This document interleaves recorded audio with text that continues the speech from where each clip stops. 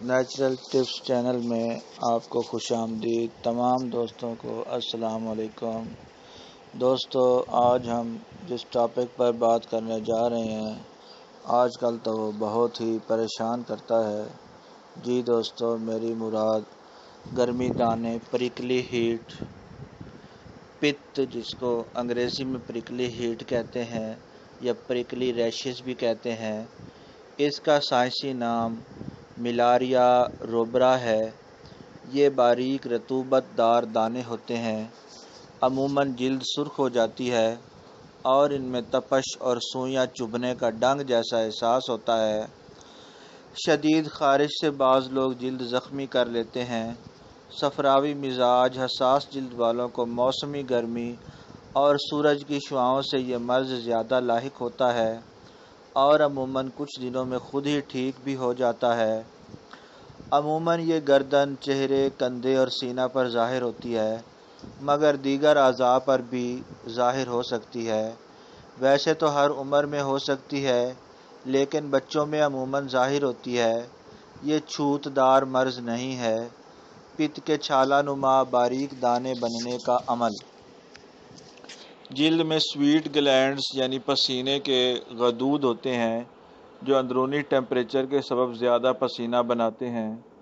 سوزش کے سبب پسینے کی سوزش زدہ نالیاں بند ہونے سے پسینہ کی رطوبت جلد کے نیچے جمع ہونے لگتی ہے۔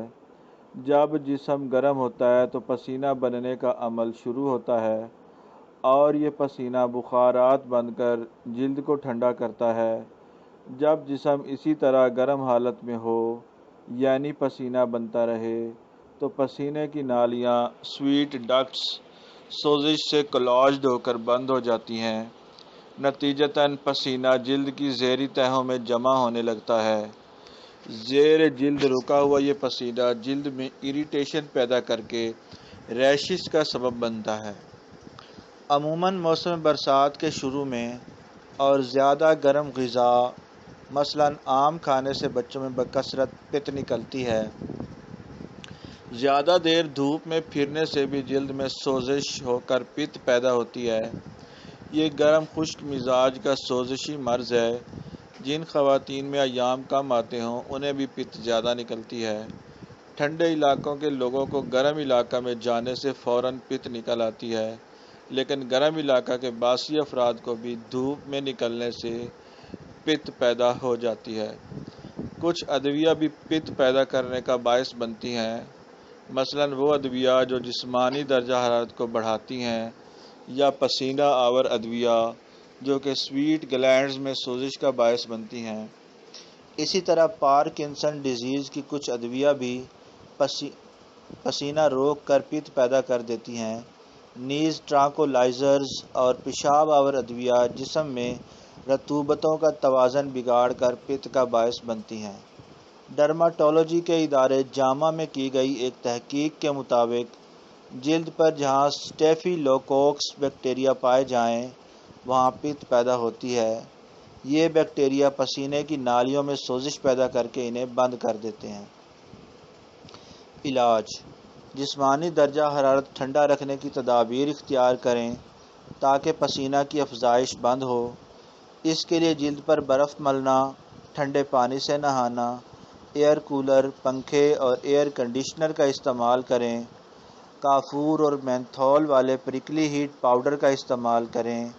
جلد کی سوزش رفع کرنے کے لیے اینٹی ہسٹامین ادویہ مفید ہیں، لہذا کالی پتی کا قہوہ میں لیموں کا رس ملا کر پینا بہت مفید ہے۔ ہر سال پت کا شکار ہونے والے حساس افراد روزانہ تازہ پانی سے میڈیکیٹڈ صابن کے ساتھ نہائیں۔ جلد پر چکنائی اور آئل وغیرہ کا مساج کرنے سے پرہیز کریں، اس طرح پسینے کی نالیاں بند ہو سکتی ہیں۔ سوتی کپڑے پہنیں، پودینہ اور کچی لسی کا استعمال کریں۔ اگر پت بگڑ جائے تو دانے موٹے ہو جاتے ہیں، ان کی جڑ سرخ ہو جاتی ہے، ان دانوں میں زرد رنگ کی پیپ جمع ہو جاتی ہے۔ اگر انہیں چھیل دیا جائے تو نہایت درد و جلن ہوتی ہے اور چھیلنے کے بعد ان کی جگہ پر کالے نشان رہ جاتے ہیں۔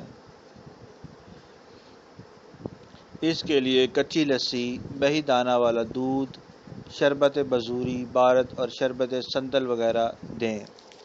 شکریہ جی، ملتے ہیں اگلی ویڈیو میں، تب تک کے لیے ہمیں اجازت دیجیے۔ السلام علیکم ورحمۃ اللہ وبرکاتہ۔